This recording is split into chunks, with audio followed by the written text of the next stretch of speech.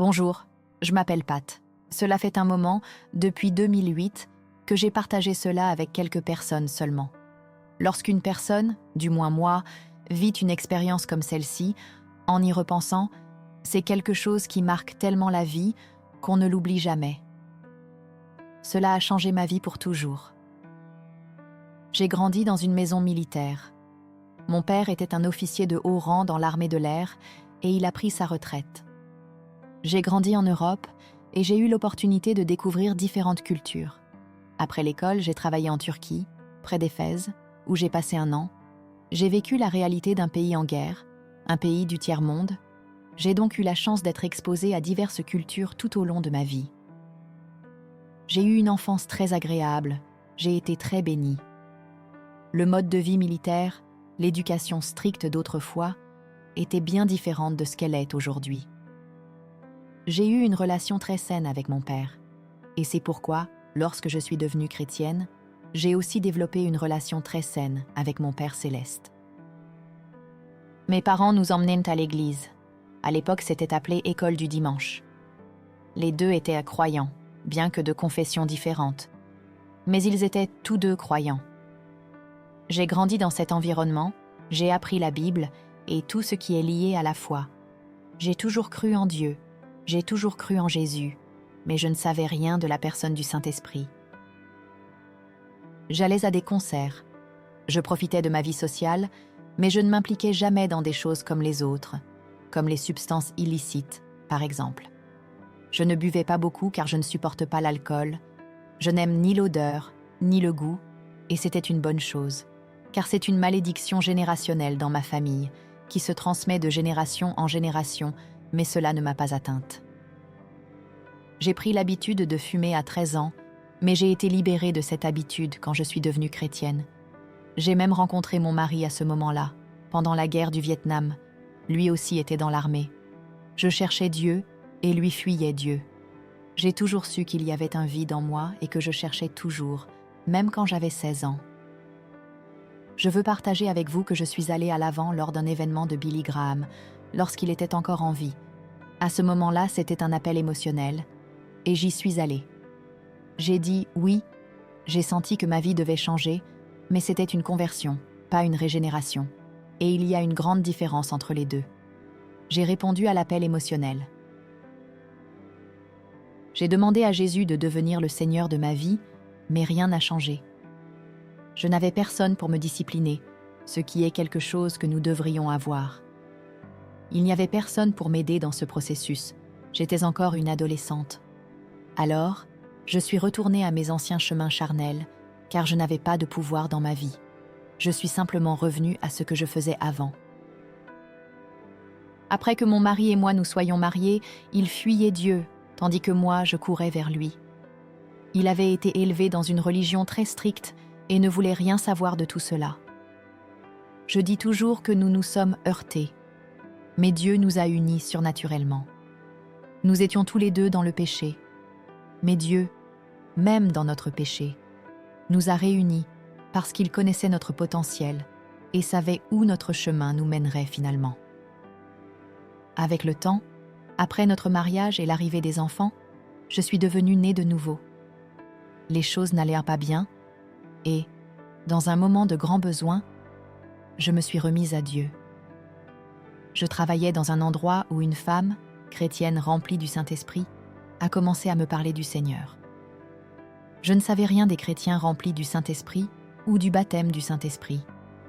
À l'époque, pendant nos pauses, on fumait ensemble, car à cette époque tout le monde fumait, même à l'intérieur des bâtiments. Elle a commencé à me parler du Seigneur et, étant plus âgée, elle m'a invitée à son église, qui était une église dénominationnelle, mais croyait au baptême du Saint-Esprit. J'avais tellement faim, une faim que j'avais toujours ressentie en moi. Depuis mon jeune âge, j'ai toujours été une personne très curieuse, toujours en train de lire et d'apprendre. J'étais une lectrice vorace. Je restais parfois jusqu'à tard, sous les couvertures, en lisant avec une lampe de poche. Alors, quand elle a commencé à en parler, j'ai tout de suite pensé « je veux en savoir plus à ce sujet ». J'ai commencé à aller à l'église avec elle et, ensuite, j'ai invité mon mari à y aller aussi. Nous avons été introduits au baptême du Saint-Esprit et j'ai réalisé que j'en avais besoin dans ma vie, car je n'avais pas le pouvoir nécessaire pour résister à la chair et aux choses du monde qui étaient encore dans ma vie. J'avais besoin de plus de pouvoir dans ma vie. C'est alors qu'on m'a dit que ce pouvoir venait du Saint-Esprit pour nous équiper pour le service et pour surmonter les difficultés de la vie. Et c'était exactement ce dont j'avais besoin. Avec le temps, mon mari est aussi devenu né de nouveau. J'ai reçu le baptême du Saint-Esprit, ce qui a été très important pour moi. Cela a été un processus, car le Seigneur a dû passer par ma tête, car je suis très analytique, et j'essayais toujours de comprendre comment les choses fonctionnaient, au lieu de simplement les recevoir par la foi.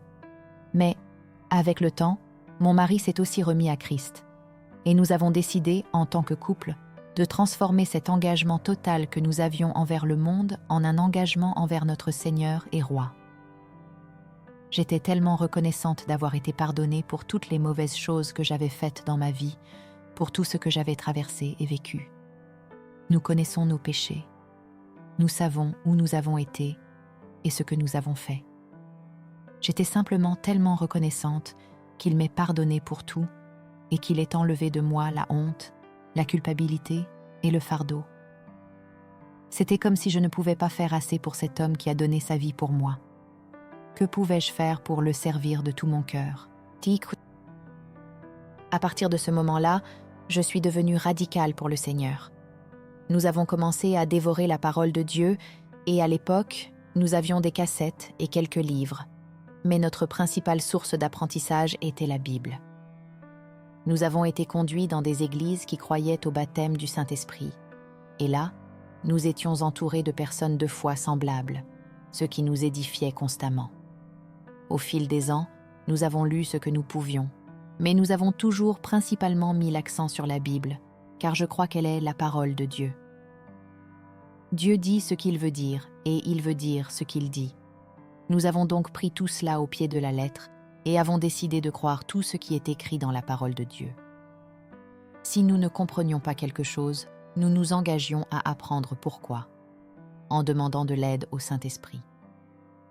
Les années ont passé, et à mesure que nous grandissions dans le Seigneur, nous avons commencé à servir dans le corps du Christ. Nous avons aidé à fonder 3 églises et avons fait un peu de tout dans le service au Seigneur. Nous avons toujours considéré cela comme notre service raisonnable.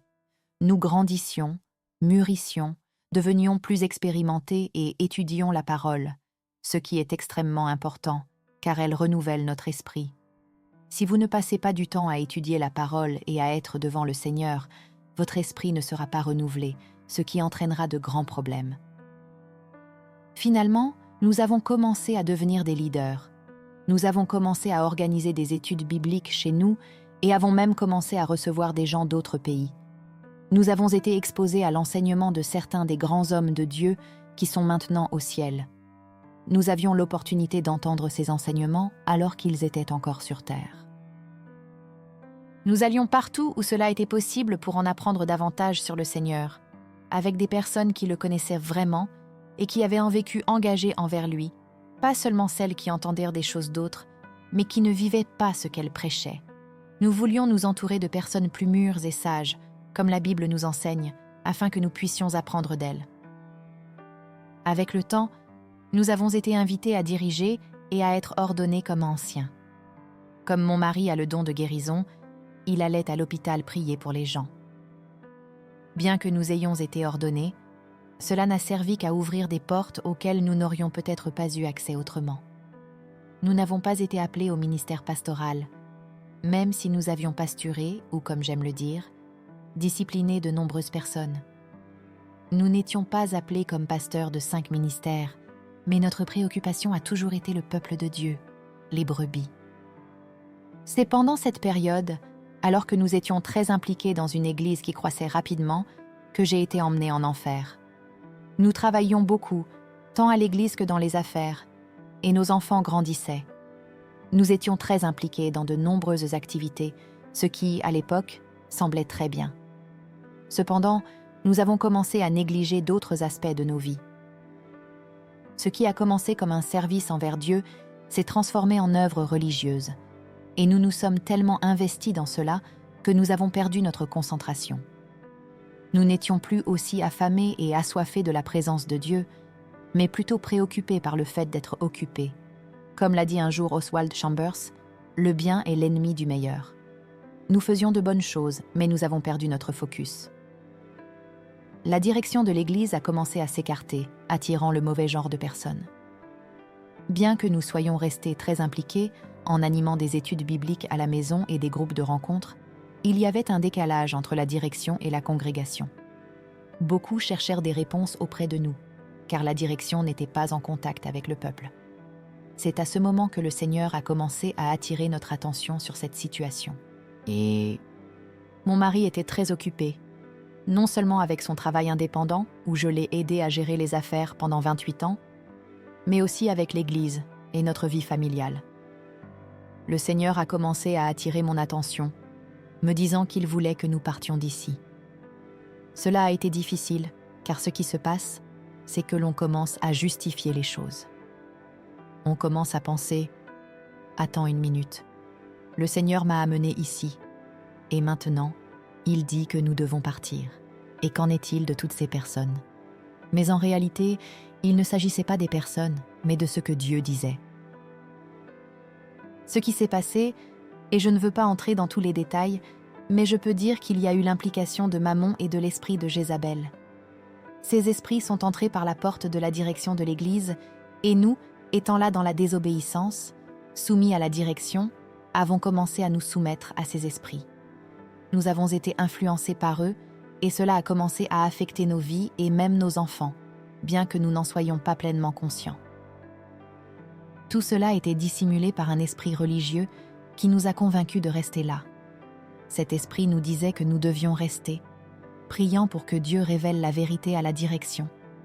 Et ces pensées religieuses ont commencé à envahir nos esprits, justifiant ce que nous pensions devoir faire, au lieu de simplement obéir, comme dit la parole, obéir vaut mieux que sacrifier. Cette situation nous a conduits au moment où j'ai été emmené en enfer.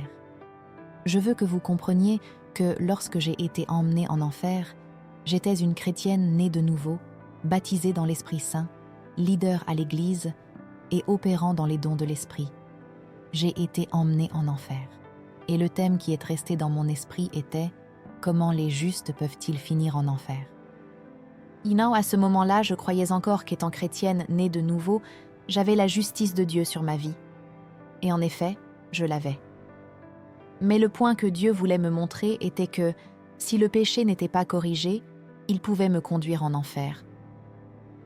Ce fut une période de grands défis pour nous. Mon mari et moi avons décidé de prendre 2 semaines pour voyager en Europe, dans un pays où nous avions déjà ministéré auparavant, et passer du temps avec des amis. Nous y sommes allés en décembre 1991, cherchant la direction de Dieu. Que devons-nous faire ? Comment pouvons-nous quitter toutes ces personnes ? Nous avions le sentiment que, si nous partions, tout le monde penserait qu'il y avait quelque chose qui n'allait pas, que nous partions, et personne ne chercherait plus Dieu par eux-mêmes. Pendant cette période, nous avons commencé à chercher la réponse du Seigneur. Il ne nous restait que quelques jours avant de retourner aux États-Unis, et je n'avais toujours pas reçu de réponse claire sur ce qu'il fallait faire. Une nuit, après avoir dîné avec nos amis, qui vivaient dans un endroit très froid, je suis allée me coucher. J'étais bien couverte, car ils avaient des chauffages dans les murs, et le climat était glacial. J'étais en pyjama, bien habillée pour le froid. Sans que je le sache, et c'est important, un esprit démoniaque, un esprit familial, a parlé à mon mari avant qu'il ne s'endorme. L'esprit a dit « Donne un baiser de bonne nuit à ta femme, car ce sera la dernière fois que tu la verras. » Il trouva cela étrange, mais il s'endormit. Moi aussi je me suis endormie, et ce qui s'est passé ensuite est le suivant. Dès que j'ai fermé les yeux et me suis endormie, quelque chose est arrivé. Je ne sais pas combien de temps s'est écoulé entre le moment où je me suis endormie et ce qui est arrivé, mais soudainement, je me suis réveillée en sursaut et j'ai littéralement eu l'impression que je brûlais. Mon corps était en feu. J'étais complètement consciente de l'environnement autour de moi, et soudainement, je sautais du lit. Je criais « Mon Dieu, qu'est-ce que c'est ? Empoisonnement alimentaire ? Que se passe-t-il? Je ne me sentais pas malade, mais j'avais l'impression que mon corps était en feu. C'est à ce moment que j'ai réalisé que cette sensation de feu était interne, comme une flamme qui parcourait mes veines, comme si c'était de la lave de quelque sorte, et cela semblait être une énergie. La seule manière dont je peux décrire cela, c'est que ça ressemblait à de la lave, et les choses de l'esprit sont très difficiles à expliquer. Donc, c'est la meilleure façon dont je peux l'exprimer. La lave était en mouvement constant, tout le temps, et c'était horrible. Elle se déplaçait sans arrêt, et je n'arrivais pas à respirer. J'avais l'impression de m'étouffer. C'était une sensation similaire à celle qu'on ressent quand on se blesse et qu'on perd son souffle, vous savez. Je me souviens quand j'étais petite et que je me faisais souvent mal, et la sensation était similaire. On ne peut pas respirer, et l'agonie est terrible, comme si c'était notre dernier souffle. Mais en réalité, ce n'était pas le cas. Chaque fois que j'essayais de respirer, je ressentais une douleur immense, comme si j'étais aspirée par cette flamme intérieure. Cela m'a fait serrer les dents et mordre avec force, tant la douleur était intense. Ma bouche était tellement sèche, comme si ma langue était collée au palais. Tout le temps, cette sensation de feu se déplaçait à travers mon corps, sans relâche.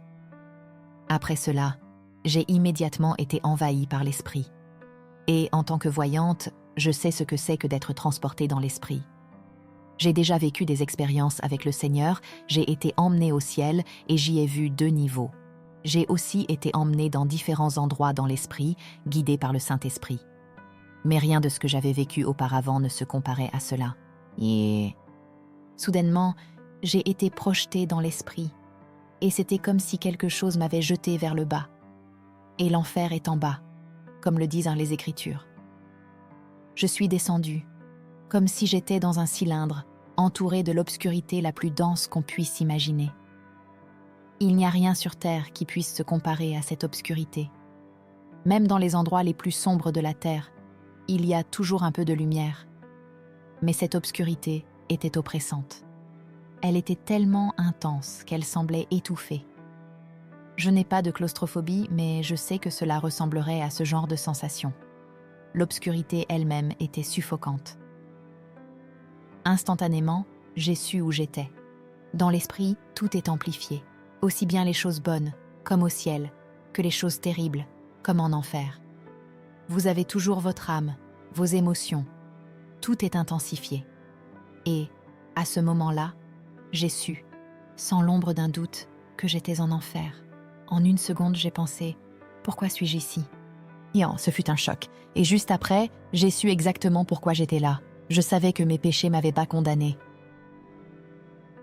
En enfer, tout est révélé instantanément.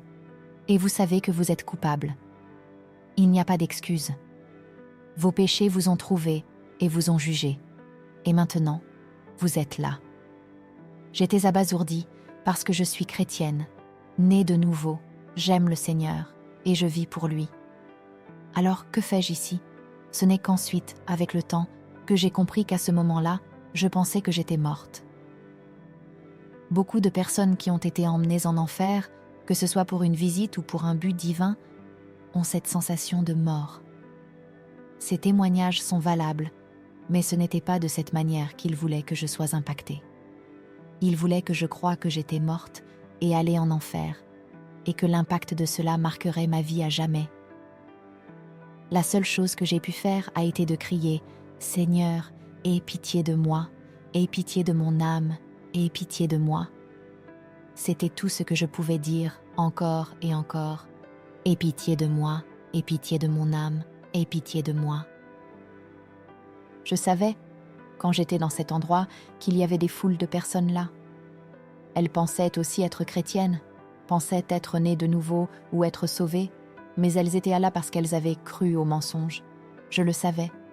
Et je savais aussi que certaines de ces personnes étaient connues, mais elles étaient là parce qu'elles s'étaient égarées dans leur marche avec le Seigneur.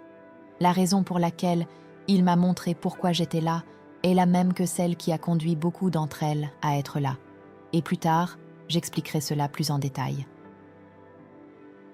Quoi qu'il en soit, il m'a gardé confinée dans cet endroit.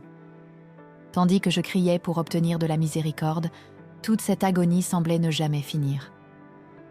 À chaque respiration, j'avais l'impression de m'étouffer, mes dents grinçant constamment et le feu brûlant en moi. Un feu qui ne me consumait jamais, mais qui était là, me torturant à jamais. Je savais que cela serait pour toujours, que cela n'aurait jamais de fin. La sensation de brûler dans un feu qui ne me consumait pas était indescriptible. Je me suis déjà brûlée auparavant, mais je n'avais jamais su ce que c'était que d'être consumée par un feu sans fin, venant de l'intérieur vers l'extérieur, plutôt que de l'extérieur vers l'intérieur. Bien que je sache qu'il y ait des flammes en enfer, ce feu semblait être interminable. À chaque instant, la douleur se répétait, et la seule chose que je voulais était que ce soit ma dernière respiration, pour que ça s'arrête. Mais ce n'était jamais la dernière respiration. La souffrance continuait. Tandis que j'étais dans cet état, soudainement mes yeux se sont ouverts, et j'ai pu voir au-delà de l'obscurité. J'ai vu de manière surnaturelle un grand abîme, et de l'autre côté, la cité céleste. En regardant là-bas, je savais avec certitude que c'était le ciel. Je savais que c'était la cité céleste, l'endroit où le peuple de Dieu qui a persévéré jusqu'à la fin se trouvait, l'endroit où Dieu réside, où Jésus vit. Je le savais, et je savais aussi que je n'y arriverais jamais. Je savais, sans aucun doute, que personne de l'autre côté ne saurait que j'étais ici, et personne ne pourrait m'aider. Je l'ai su instantanément. Une partie de mon tourment en enfer a été que le péché nous sépare de Dieu. J'ai réalisé qu'un grand abîme s'était formé entre moi et Dieu. Un abîme que je ne savais pas exister, causé par un esprit religieux qui m'a trompé. Et ce grand abîme qu'il m'a montré était la séparation que je commençais déjà à vivre pendant que j'étais encore en vie. L'impact de cela a été immense. Le tourment en enfer est absolument horrible et sans fin. Mais la plus grande leçon que j'ai tirée de cette expérience a été la séparation éternelle de Dieu et la douleur de savoir, de voir, que jamais, plus jamais, je ne pourrais atteindre cet endroit. Et le pire, c'est que je savais que cela était un choix de ma part. Je savais qu'à ce moment-là, j'étais là à cause des choix que j'avais faits, et cela m'est apparu clairement instantanément. La plus grande torture a été la séparation éternelle des vivants, être avec les condamnés pour toujours, et la souffrance de savoir que tout cela avait été mon choix. Dès que j'ai regardé de l'autre côté, j'ai ressenti un fort sentiment de regret. Je savais qu'il y avait beaucoup de gens comme moi qui pensaient être sauvés, mais qui avaient présumé de la grâce de Dieu. Et ce qui était le plus douloureux, c'était de savoir que certaines de ces personnes étaient là à cause de moi. L'idée que mon influence sur une autre personne aurait pu l'amener à l'erreur m'a causé une grande tristesse. Et alors pour moi, cela a été quelque chose d'extrêmement terrifiant, savoir que j'étais responsable de l'âme d'une autre personne, ou du moins de l'avoir conduite à cet endroit de la mort éternelle, au lieu de la vie éternelle. Cela m'a profondément marqué. Revenant à ce moment, le dernier que j'ai vu a été ce grand abîme. Je suis restée à le regarder. Pendant que j'étais là, toute la souffrance continuait. Je ne pouvais pas respirer. Le feu ne me consumait pas. Mes dents grinçaient constamment, et l'agonie en moi était indescriptible. Je savais que cela était irréversible. C'était pour toujours. Peu importe où vous allez lorsque votre corps quitte cette terre, ou plutôt, lorsque votre esprit quitte votre corps, c'est pour toujours. Il n'y a plus d'opportunité. Une fois que vous mourrez, une fois que votre esprit quitte votre corps, il n'y a plus de retour. C'est fini. Ce qui s'est passé ensuite, eh bien, je criais constamment pour obtenir de la miséricorde, même en regardant ce grand abîme. Je disais, « Dieu miséricordieux, aie pitié de moi, Dieu miséricordieux. » Et soudainement, je suis revenue dans mon corps. Je suis revenue dans mon corps et dans une chambre, marchant. Maintenant, il est important de dire ce qui se passait dans mon corps pendant que cela se produisait. Je ne peux pas expliquer cela. Il y a des mystères que je ne sais pas comment expliquer. Je ne sais pas comment votre esprit peut être dans un endroit pendant que votre corps est ailleurs, marchant et bougeant. Je sais que lorsque vous dormez, votre esprit peut aller ailleurs, ou que Dieu vous emmène quelque part, ou que vous avez un rêve ou une vision. Mais ce que je m'apprête à raconter, je ne peux pas l'expliquer, mais je sais que c'est réel. Et mon mari a été mon témoin, et c'est tout ce dont j'ai besoin. Pendant cette période, et c'est important, quand je suis revenue, mon mari était présent. Je me suis vue debout, dans la chambre, et le jour commençait à se lever. Cela a été très significatif, car cela ressemblait à un nouveau jour qui se levait. Ma première réaction a été de choc. J'étais tellement choquée d'être de nouveau en vie. Je pensais que j'étais morte, et que cela était irréversible, que tout était fini pour moi. La première réaction a été ce choc. Et tout de suite après, presque instantanément, la prochaine réaction a été la gratitude et les remerciements.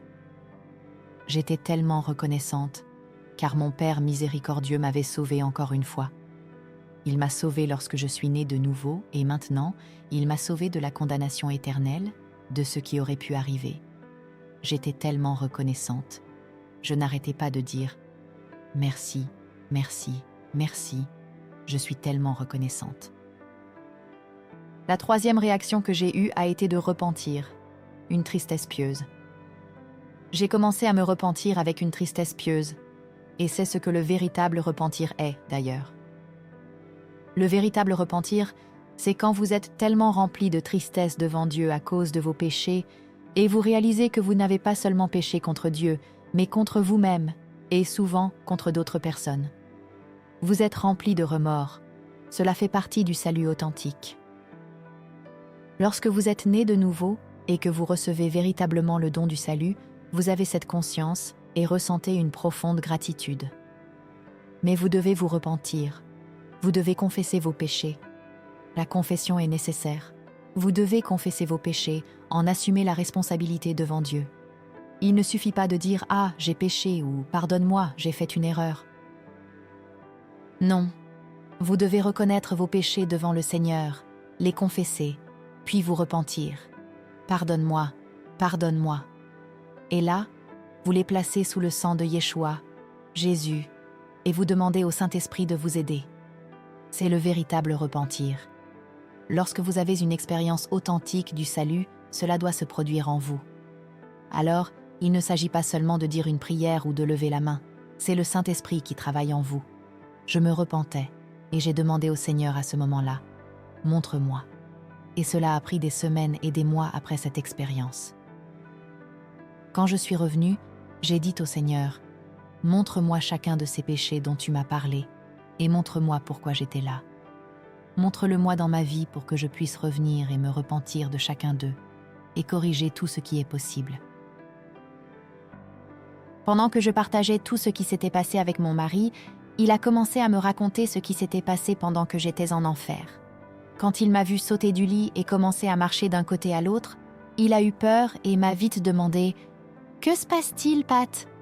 Que se passe-t-il » J'étais en panique, complètement frénétique, et je n'avais même pas remarqué sa présence à ce moment-là, bien que je sois toujours sur terre. Il me regardait, ne sachant pas quoi faire. Je marchais de long en large, désespérée, les dents serrées, et j'avais l'impression de parler, mais une conversation qu'il pouvait entendre d'un seul côté. Il ne pouvait pas entendre ce qui se passait à l'intérieur de moi, mais d'après ce que je disais, il pouvait percevoir ce qui se passait. Il m'a raconté après que pendant tout le temps où j'ai été en enfer, mon corps était dans une chambre, sans énergie, suppliant de l'aide.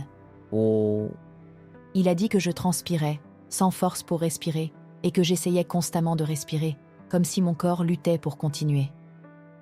Le seul son qu'il entendait, presque tout le temps, était « Aie pitié de moi, Seigneur, aie pitié de moi ». C'est ce que sortait de ma bouche pendant que j'étais en enfer. Il m'a entendu dire cela tout le temps.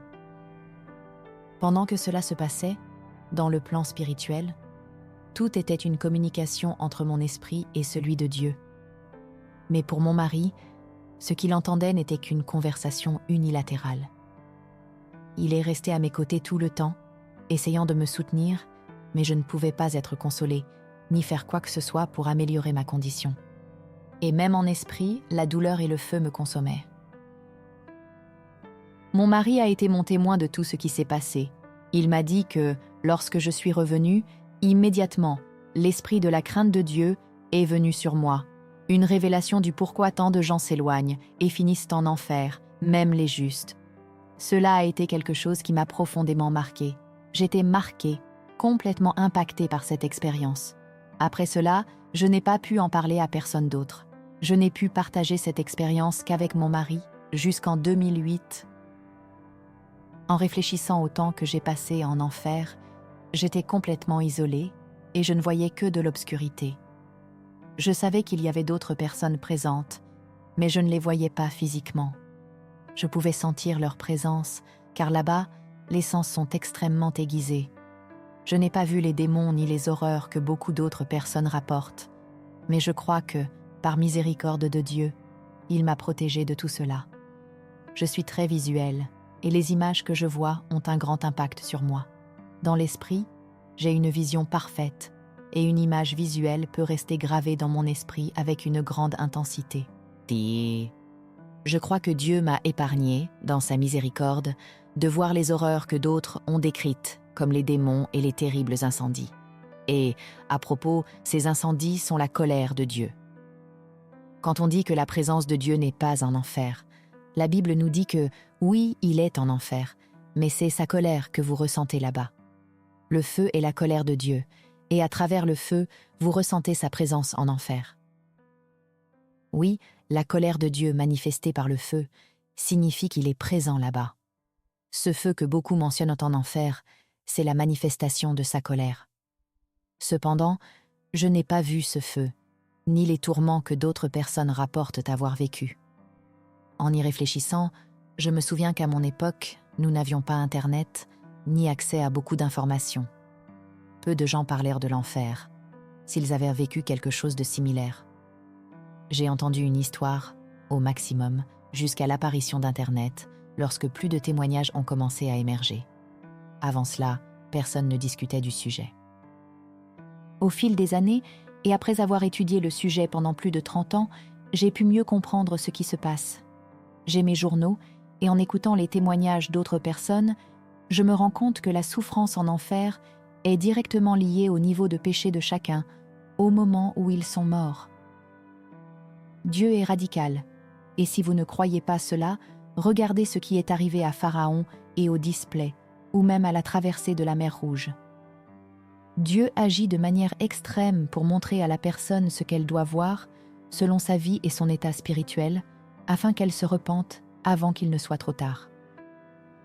Dans mon cas, ce qui m'a le plus terrifiée a été la séparation éternelle de Dieu. Jusqu'à ce moment-là, l'idée de perdre mon salut ou le Saint-Esprit en moi était impensable. Le fait que le Saint-Esprit puisse se retirer de moi, ce qui arrive réellement à certaines personnes, était terrifiant. Et c'est ce gouffre que j'étais déjà en train de commencer à voir. Si, lorsque Dieu montre ces choses horribles à d'autres personnes, je crois que ce n'est pas seulement pour elles, mais aussi pour celles qui ont besoin d'un choc de réalité, pour savoir à quel point l'enfer est terrible.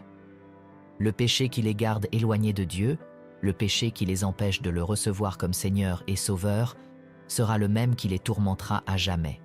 Et pour ceux qui tombent de la grâce, je dis avec autorité, il n'est pas vrai qu'une fois sauvé, sauvé pour toujours. C'est un mensonge.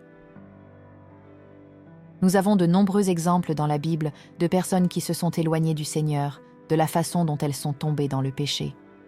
Par conséquent, il n'est pas vrai que, une fois votre nom inscrit dans le livre de la vie, vous êtes à l'abri pour toujours. Non, à moins que vous ne cherchiez Dieu de tout votre cœur, âme et esprit, et que vous soyez renouvelés chaque jour par le Saint-Esprit, en obéissant à ses commandements. Sinon, vous pouvez facilement être trompés. Dans mon cas, je n'ai pas vu ces images graphiques et douloureuses que d'autres personnes ont décrites. Mais en y réfléchissant, je crois que c'était une miséricorde de Dieu de m'épargner cela. J'ai toujours cru en l'enfer et en le ciel, car j'avais déjà vu le ciel, mais je n'étais jamais allé en enfer auparavant. Je crois tout ce que la parole de Dieu dit, c'est pourquoi rien en moi ne nie l'existence de l'enfer. Oh, et cependant je n'avais pas compris que les désirs charnels et toutes les choses qui nous éloignent de Dieu, comme nos passions et nos volontés, sont ce qui nous tourmentera éternellement. Tout ce qui nous éloigne d'une relation véritable avec le Seigneur sera notre condamnation. À ce moment-là, j'étais également dans une position de responsabilité. Mon mari et moi étions leaders dans une église, et cela signifiait que nous pouvions influencer de nombreuses personnes. L'idée que quelqu'un puisse être en enfer, potentiellement influencé par une de mes opinions, un faux enseignement, ou par quelque chose que j'avais fait ou dit qui avait fait chuter quelqu'un dans la foi, me terrifiait. La responsabilité que nous avons dans cette vie est immense, et plus Dieu nous donne, plus notre responsabilité devient grande. Plus vous avez de plateformes et d'influence, plus vous devez rendre des comptes. C'est pourquoi je crois que Dieu m'a épargné de voir les horreurs de l'enfer, mais il ne m'a pas épargné de comprendre ce que sa parole dit sur ce lieu de tourments éternels. L'obscurité dense, le grincement de dents et le feu qui ne s'éteint jamais.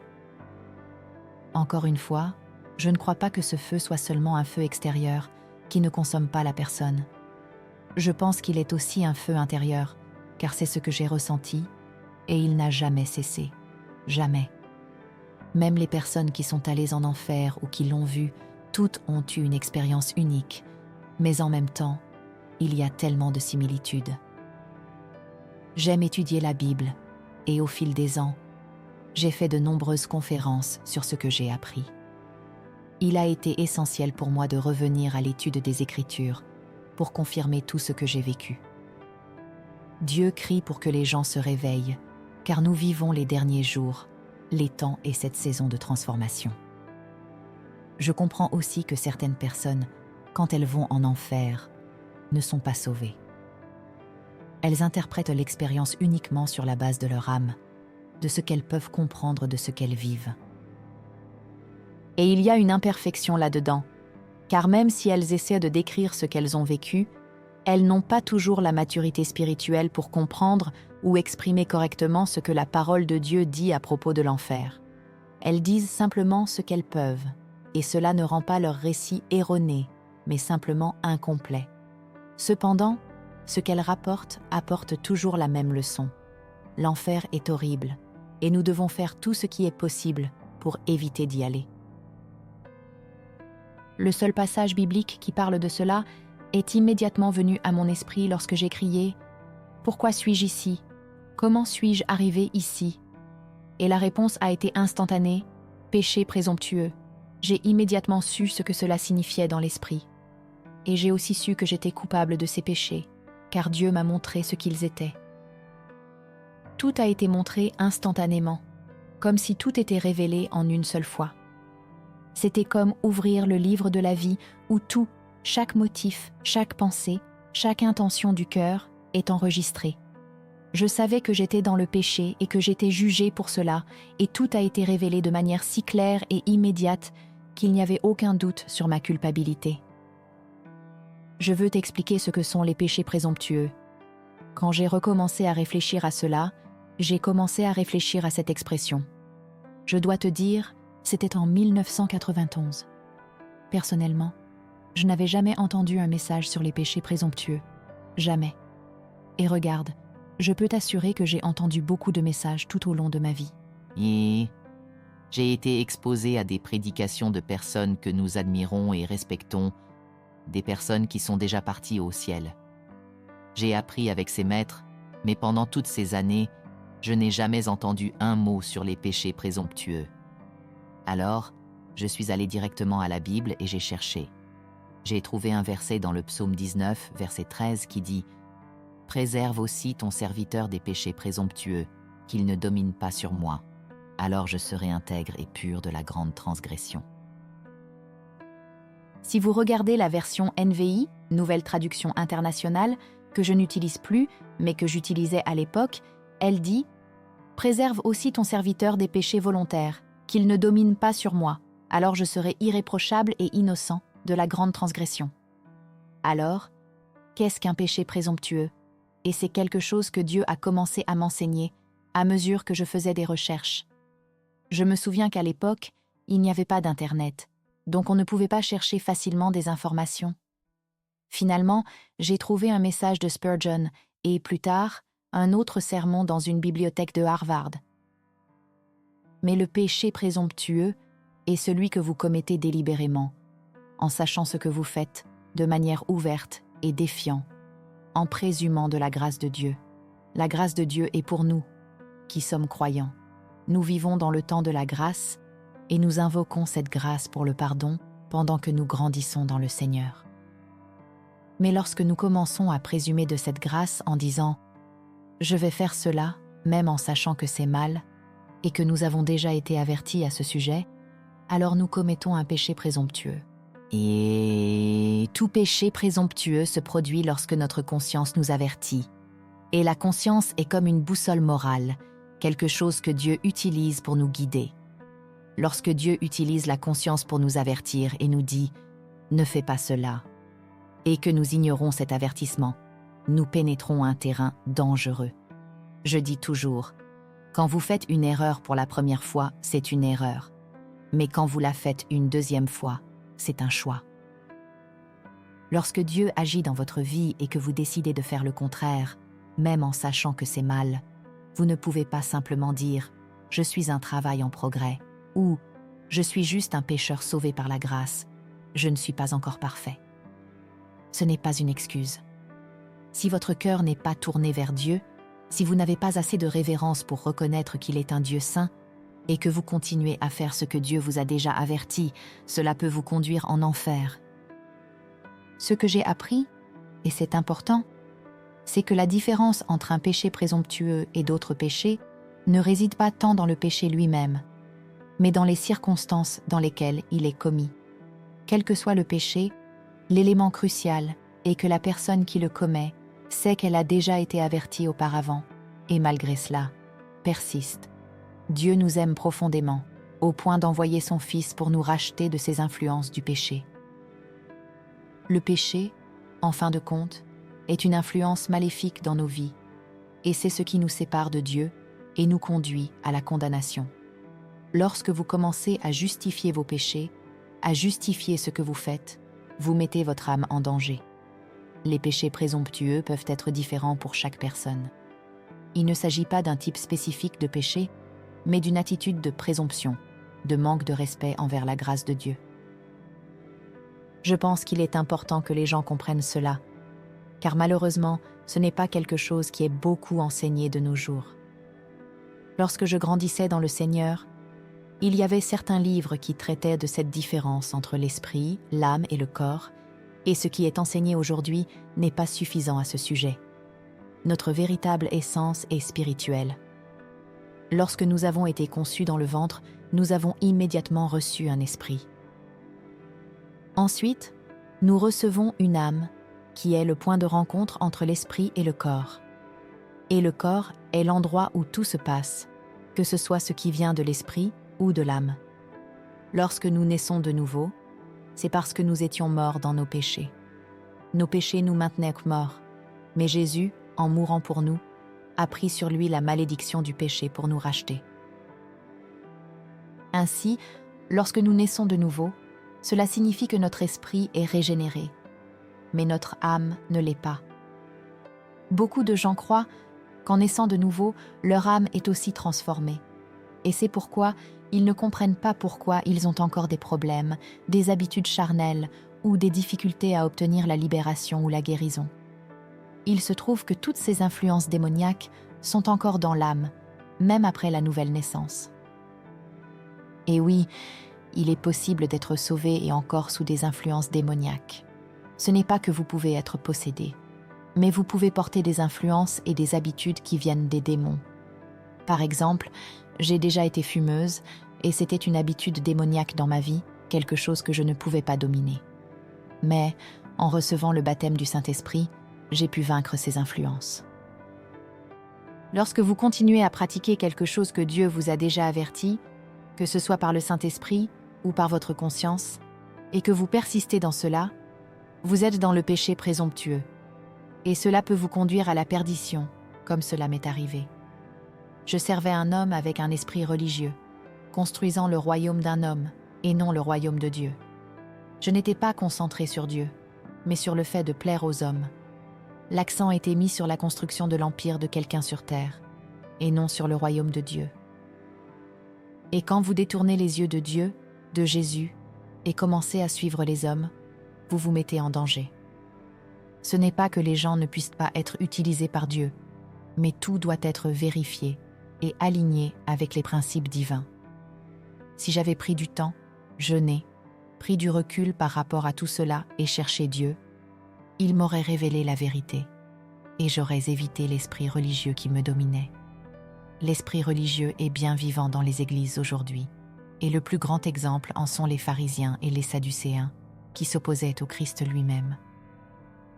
Ils paraissaient justes à l'extérieur, mais la question est que, petit à petit, le mensonge est entré. C'est quelque chose à propos de la tromperie. Vous ne pouvez pas être trompé contre votre volonté. La chose la plus forte que Dieu nous a donnée est notre volonté. Satan ne peut pas franchir votre volonté, et Dieu non plus. Satan peut utiliser votre volonté et l'affaiblir, et c'est ce qu'il fait pour tromper les gens et les conduire au péché. Il va vous user jusqu'à ce que vous cédiez. D'autre part, Dieu ne dépassera pas non plus votre volonté. Il nous a créés comme des êtres libres, des agents libres. Nous l'avons vu dans la chute. Satan est tombé à cause du péché de l'orgueil, étant dans un état parfait.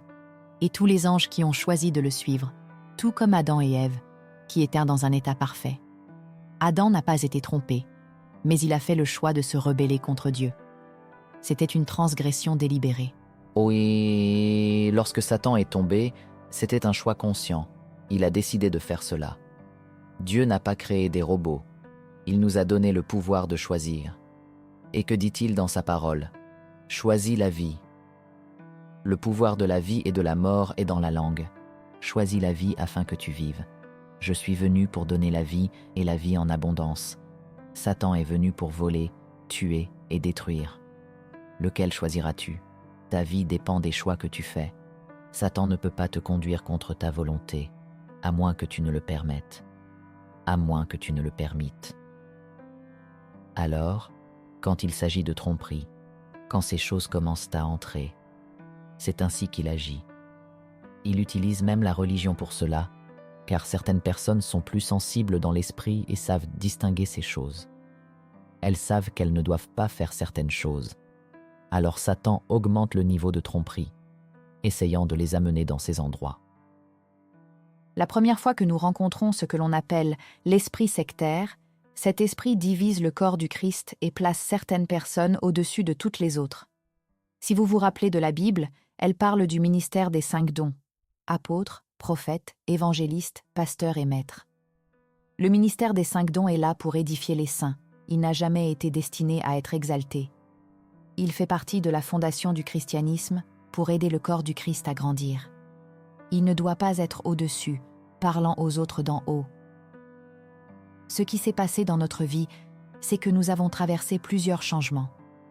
Nous avons vu le bon, le mauvais et le laid. Nous avons traversé le mouvement pentecôtiste, avons commencé avec les Jesus Freaks, les hippies qui se sont convertis et sont devenus chrétiens, qui ont été un mouvement merveilleux de l'esprit.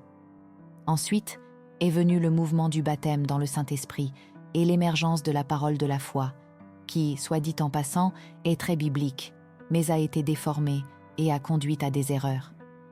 Avec le temps, les choses ont beaucoup changé, et si vous vivez assez longtemps, vous voyez toutes ces transformations. C'est alors qu'un nouveau mouvement est apparu, le ministère des 5 dons. Beaucoup d'apôtres et de prophètes autoproclamés sont apparus, et, drôle de chose, l'accent a été mis sur les apôtres et les prophètes, mais on ne parlait presque pas des pasteurs et des maîtres. Tout a été élevé au niveau des apôtres et des prophètes. J'ai remarqué cela, et je me suis demandé, et les pasteurs et les maîtres ?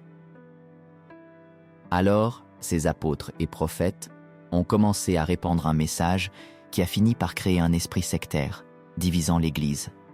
Ils disaient « Je suis un prophète, et si tu veux parler dans ma vie, alors tu dois aussi être un prophète. Si tu n'es pas de mon niveau, tu es une brebis, et tu n'as pas l'autorité pour questionner ou parler de ma vie. » Il disait exactement cela, et nous avons demandé au Seigneur à propos de la situation car dans la première église que nous avons fréquentée, celle à laquelle nous nous sentions guidés, c'était une petite église qui commençait.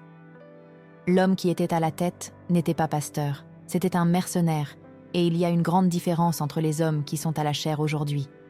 Il y a beaucoup de mercenaires à la chair, des gens qui, au lieu d'être de vrais pasteurs, voient cela comme une occasion de vivre un certain style de vie. Ce n'était pas l'église dans laquelle j'étais lorsque je suis allée en enfer, mais cet homme voyait l'église comme un moyen d'avoir du pouvoir et du contrôle et de rassembler des gens autour de lui. Il avait le pouvoir de persuasion, la capacité de manipuler les gens, et il était très bon dans ce domaine. À l'époque, il était un peu plus jeune que moi, mais il était très compétent dans ce qu'il faisait. Il amenait d'autres personnes, des figures connues, pour être à ses côtés, ce qui attirait les gens et, d'une certaine manière, les trompait. À ce moment-là, ils sont venus nous voir, mon mari et moi, et nous ont demandé de devenir leaders de groupe maison. L'Église mettait en place ces groupes maison, quelque chose qui était très populaire à l'époque. Beaucoup voyaient cela comme une bonne manière de créer des communautés au sein de l'Église, quelque chose promu par des figures comme Paul Yonggi Cho.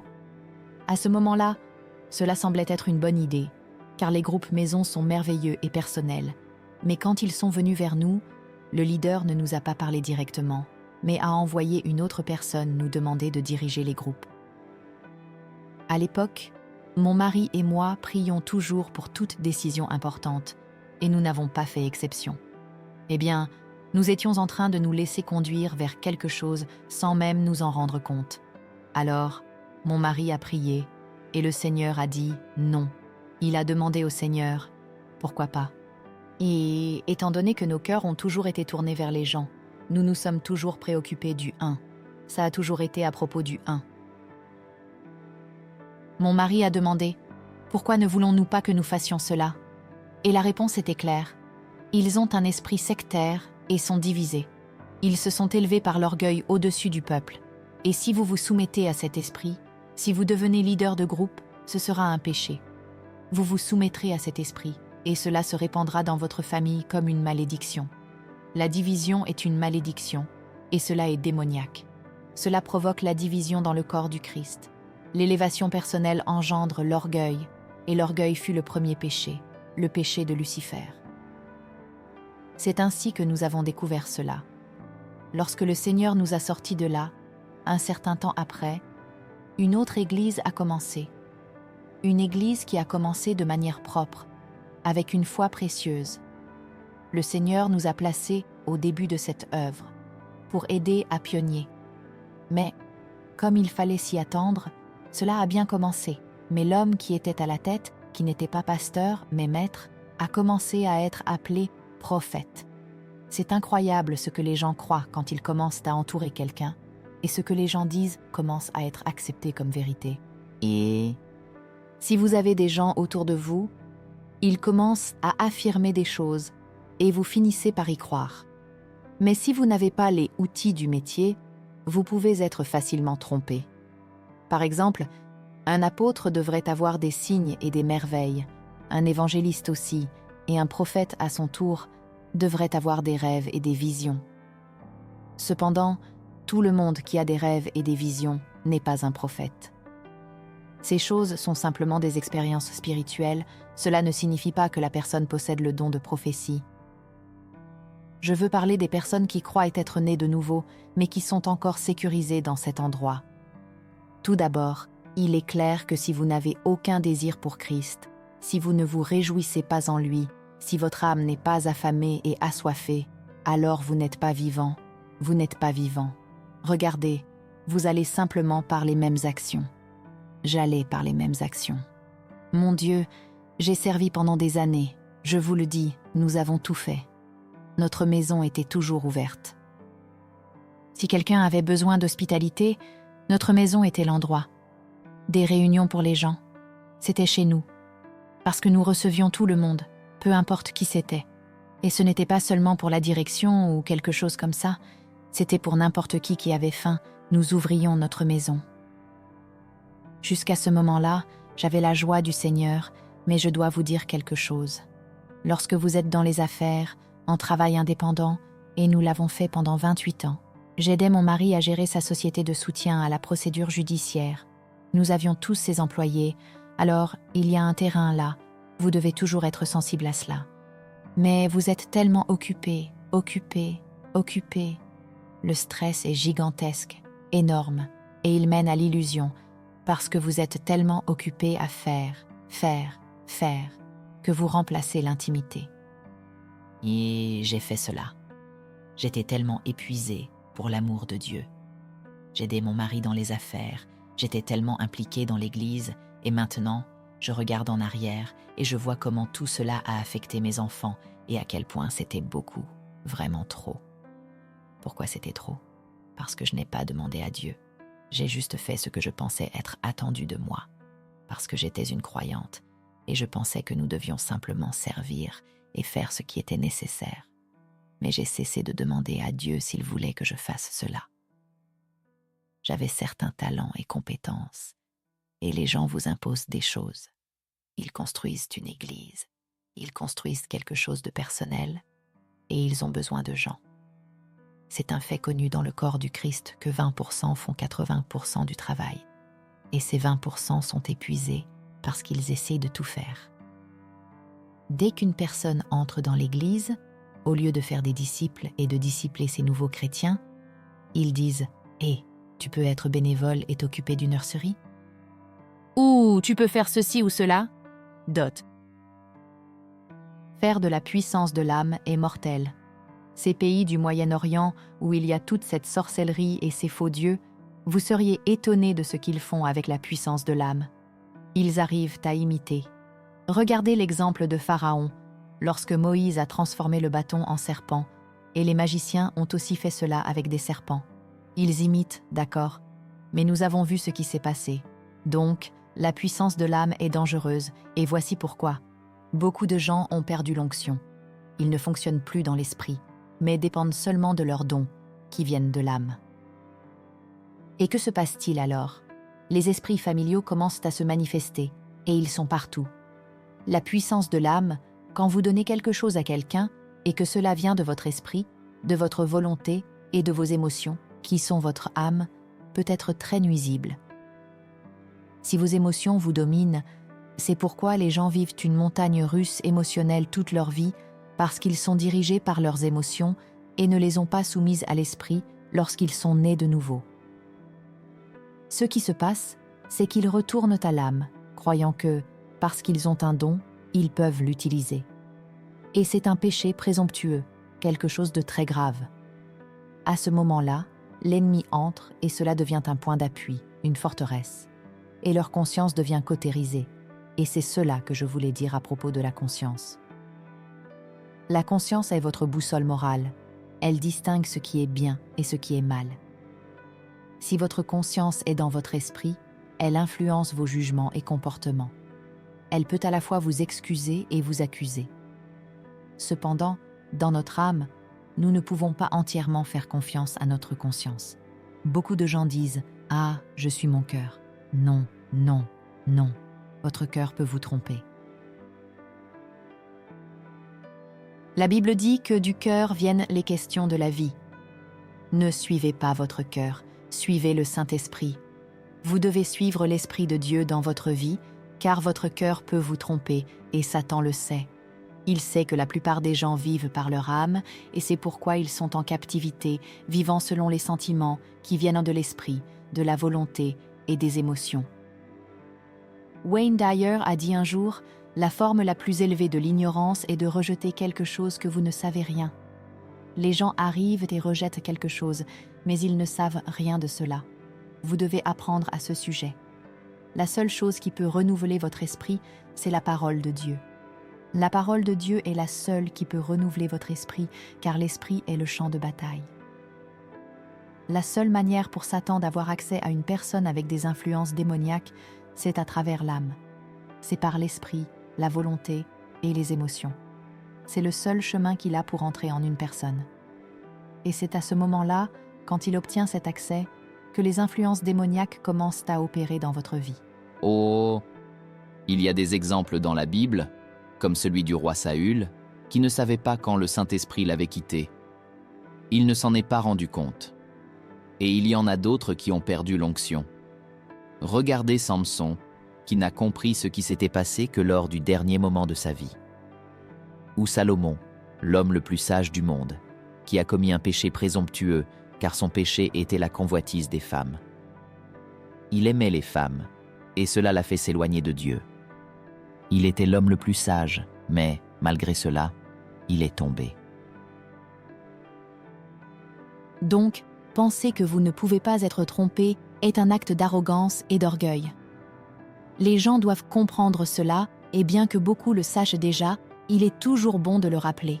Le premier péché fut l'orgueil. Tout type d'élévation, penser que vous êtes plus spirituel que les autres, ce n'est pas de l'humilité. Pourquoi pensez-vous être plus spirituel que quelqu'un d'autre? Ce n'est pas de l'humilité, c'est de l'orgueil. Vous n'êtes pas plus spirituel parce que vous avez une église, une plateforme, ou parce que vous avez écrit 150 livres, comme si cela faisait de vous quelqu'un d'extraordinaire. L'orgueil fut le premier péché. Regardez, ce qui a causé la chute d'Ève fut l'orgueil de la vie, la convoitise des yeux et la convoitise de la chair. Ces choses l'ont fait chuter. Elle a été trompée. Et qu'est-ce que Christ a vaincu dans le désert? Les 3 principales tentations, l'orgueil de la vie, la convoitise des yeux et la convoitise de la chair. Pourquoi? Parce que toutes ces choses sont sous l'esprit de Mammon. Les gens pensent que Mammon n'est que de l'argent, mais ce n'est pas le cas. L'argent n'est qu'une partie de cela. Tout ce qui gratifie l'ego est sous ces 3 tentations. Et c'est ce que Yeshua a vaincu dans le désert, en le battant pour nous, afin que nous n'ayons pas à céder à ces tentations. Et que dit la Bible à propos de Mammon? Que l'amour de Mammon est la racine de tout mal. Mais pourquoi? Parce que l'orgueil de la vie, la convoitise des yeux et la convoitise de la chair sont à la base de tout cela. L'argent n'est qu'une partie de ce processus. Et l'argent, nous avons les changeurs dans l'Église. Quand Jésus était là, ils étaient à l'extérieur, mais maintenant ils sont à l'intérieur. C'est juste un exemple de tant de leçons de sagesse sur lesquelles nous devons réfléchir avec le Saint-Esprit, afin de pouvoir éviter ces pièges. Regardez, tout vient de la parole. Vous devez vous maintenir dans la parole. La parole de Dieu est le pain de la vie. Yeshua est notre pain de la vie. Et chaque jour, nous devons nous nourrir de sa chair, c'est-à-dire de sa parole. Nous devons la consommer, l'étudier. La discipline est importante. Je suis une personne très disciplinée, mais je veux que vous sachiez qu'il y a eu un temps où j'étais comme tout le monde. Cela fait partie de l'esprit religieux. Il y a de nombreuses facettes de cet esprit. Je me levais. Je passais du temps avec le Seigneur. Je prenais ma référence des Écritures. Je faisais ma dévotion. Je notais tout correctement et je pensais que j'étais prête pour la journée. Et pendant le reste de la journée, je continuais à faire mes affaires. Mais ce n'est pas passer du temps avec le Seigneur chaque matin. Vous devez commencer votre journée avec lui, consacrer ce temps. Certaines personnes disent « Je n'ai pas le temps pour cela, ma vie est trop chargée ». Eh bien, vous devez faire du temps, car c'est votre vie.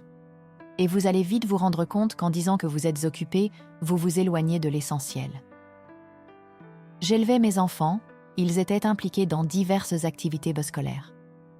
J'avais mon entreprise, l'église, et j'étais impliquée dans tant de choses pour les femmes, parce que tout le monde voulait une part de moi. Et puis, si vous ne demandez pas à Dieu, dois-je faire cela? Mais veux-tu que je fasse cela? Cela devient difficile.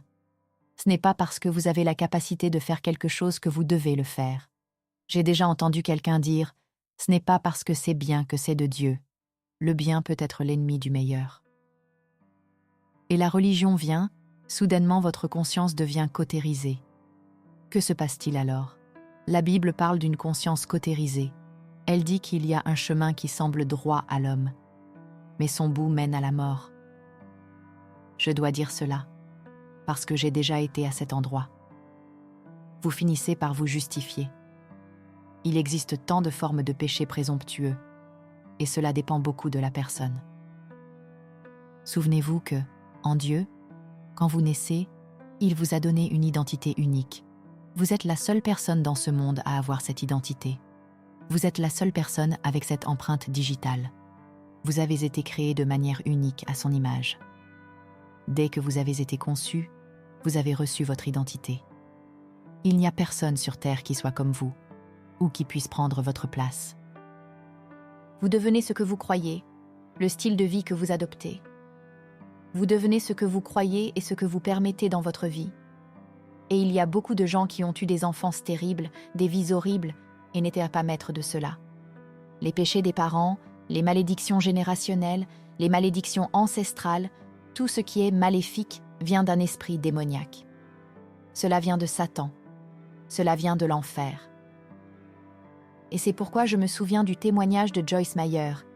Elle a grandi dans un foyer horrible, mais elle a réussi à transformer sa vie grâce à la rénovation de l'esprit. Cela revient à la Bible. Je dis, faisons un défi. Mettons la Bible en nous, lisons la Bible jusqu'à ce que quelque chose change en nous. Continuez à lire jusqu'à ce que le changement se produise.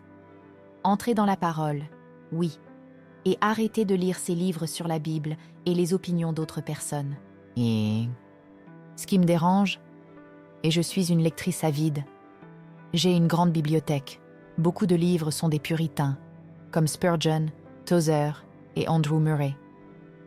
Ces personnes étaient profondément dédiées à Dieu. Elles connaissaient Dieu intimement, connaissaient le Saint-Esprit intimement, connaissaient Yeshua intimement. Ce sont ces personnes que je veux apprendre, comment le Seigneur les a conduites pour m'enseigner jusqu'à aujourd'hui. Je relis et relis leurs écrits. Mais de nos jours, il y a tant de personnes qui viennent directement de l'âme. Quelqu'un a-t-il une expérience ou un rêve qui ne vient même pas de Dieu? Ils prennent cela et le mettent dans un livre, et maintenant tout le monde y croit. Mais cela concerne eux et le Seigneur, et ils en seront responsables. Je suis d'accord avec ce que disaient Smith Wigglesworth et d'autres. Ils passèrent des heures dans la parole, véritablement transformés, et il était possible de le voir clairement, de savoir par l'esprit. Smith Wigglesworth, par exemple, n'a jamais lu un autre livre. Il ne lisait que la Bible. Quand sa femme, Polly, lui a appris à lire, il était analphabète, et c'est elle qui l'a appris. Quand il a appris à lire, ce fut uniquement la Bible qu'il a lue, et cela suffisait. Il savait que c'était suffisant. Je ne dis pas que vous ne devez pas lire d'autres livres, mais il faut être très discernant. Je vois beaucoup d'erreurs dans ce qui se propage là-dehors. Nous devons nous accrocher à ceux qui ont porté des fruits dans leur vie, et non à ceux qui donnent de nouvelles révélations et des choses du genre. En parlant des péchés présomptueux, je veux que les gens comprennent que c'est quelque chose d'individuel, quelque chose de personnel. Par exemple, dans mon cas, si je fais quelque chose que le Seigneur m'a dit de ne plus faire, je ne peux pas l'imposer à vous, à moins que ce soit quelque chose de clair et objectif, comme certaines choses que nous savons ne pas devoir faire, qui sont exprimées dans les Écritures. Dieu promet qu'il guidera les pécheurs et les amènera à voir ce qui est pur, ce qui est impur, ce qui est saint et ce qui ne l'est pas. Et vous devez lui faire confiance pour cela. Et je vais vous donner un exemple de la manière dont le Saint-Esprit travaille. Je fumais 2 paquets de cigarettes par jour. J'ai commencé à fumer quand j'avais 13 ans. C'était de l'ignorance pure. Je pensais que c'était quelque chose de cool à faire. Un jour, après être née de nouveau, j'étais assise par terre, en train de prier. Je m'assis dans la chambre, je parlais avec Dieu, comme si je parlais avec vous, et j'attendais qu'il dise quelque chose. C'est quelque chose qui doit aussi être discuté, parce que beaucoup de gens ne prennent pas le temps d'attendre le Seigneur. Ils ne passent pas de temps à attendre. Ils font juste des choses. Ils sont toujours occupés. Bref, j'étais là, en train de prier, et pendant que je parlais avec lui, je fumais ma cigarette. Soudain, quelque chose m'est venu à l'esprit, ou plutôt, c'était le Saint-Esprit qui m'a alerté. Je n'étais pas encore baptisée dans le Saint-Esprit, mais l'Esprit en moi m'a fait prendre conscience. Je regardais la cigarette et je me suis dit « Waouh, si je vais parler de Jésus aux gens, pourquoi est-ce que je fume ? Pas cela ne fait pas de bien à mon corps. Et si mon corps est maintenant le temple de Dieu, qu'est-ce que cela signifie ? Je ne savais rien à l'époque, mais le Saint-Esprit a mis cela en moi de manière surnaturelle. Immédiatement, j'ai dit « Seigneur, je sais que j'adore ces cigarettes. Je suis accro, je fume 2 paquets par jour, mais je renonce à cela et je te le remets. Si tu peux m'aider, libère-moi de cela. J'ai prié le vendredi et pendant tout le week-end, je n'ai pas fumé. Je ne m'en suis même pas rendu compte jusqu'à ce que, le lundi, en allant travailler, je sois entrée dans ma voiture et que je me sois rendu compte que je ne fumais pas. À l'heure du déjeuner, je me suis assise à ma table et il y avait un paquet de cigarettes là. J'ai pris une cigarette, je l'ai allumée et, lorsque j'ai pris la première bouffée, j'ai pensé que j'allais mourir. Le goût était horrible, terrible. J'ai jeté la cigarette, la bouche pleine de dégoût, et immédiatement le Seigneur m'a rappelé la prière que j'avais faite. Je suis restée là, sans savoir ce qui s'était passé, jusqu'à ce qu'il me ramène en arrière, me montre le week-end de manière surnaturelle, et alors j'ai compris. Au début de mon cheminement avec Dieu, je pense qu'il s'amusait même avec ça, comme quand vous êtes immature, mais que vous voulez voir si quelque chose fonctionne réellement. À l'heure du déjeuner, j'ai pensé « Je vais voir si ça fonctionne vraiment ». J'ai pris une autre cigarette, fait la même chose, et je l'ai jetée. Je n'ai plus jamais fumé depuis. Cela s'est passé en 1976, et je suis ici pour dire que, pour moi, il a été nécessaire d'être libéré de cela. Si j'avais continué, j'aurais été dans le péché présomptueux, car le Seigneur m'en avait convaincu. Maintenant, pour certains, cela peut être un vocabulaire inapproprié. Pour d'autres, cela peut être la gourmandise, la consommation excessive de nourriture. Et pour d'autres encore, il y a divers domaines où Dieu peut vous convaincre. Mais vous savez, il y a des moments où, même si nous sommes chrétiens, nous tombons tous, à un moment donné, dans le péché volontaire. Je ne veux pas que quelqu'un se décourage avec cela, car nous pouvons nous relever.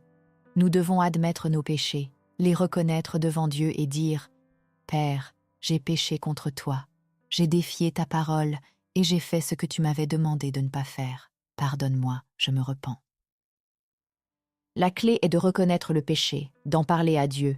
Il sait déjà ce qui s'est passé, mais il est important que nos oreilles entendent nos paroles et que cela nous cause une tristesse pieuse. Ce n'est pas une tristesse parce que nous avons été pris sur le fait ou parce que nous avons commis encore une erreur, mais parce que nous avons péché contre un Dieu saint. Cela nous amène à une question importante. Lorsque nous avons une relation avec Dieu, lorsque nous sommes plus proches de lui, plus passionnés, plus remplis de la parole, cette tristesse se transforme en un véritable repentir et notre conviction devient plus forte.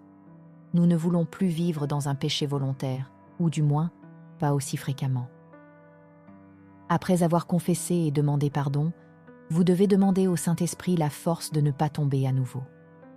Dieu promet qu'il ne nous laissera jamais être tentés au-delà de ce que nous pouvons supporter et qu'il nous offrira toujours une issue. Lorsque Dieu nous donne cette issue, il faut en profiter. Je me souviens de la période où j'ai été baptisée dans le Saint-Esprit, mais j'étais encore très charnelle. Il y avait tellement de choses en moi qui rendaient ma marche difficile, et je priais constamment. « Seigneur, aide-moi, donne-moi la force de ne pas retomber dans cette erreur. »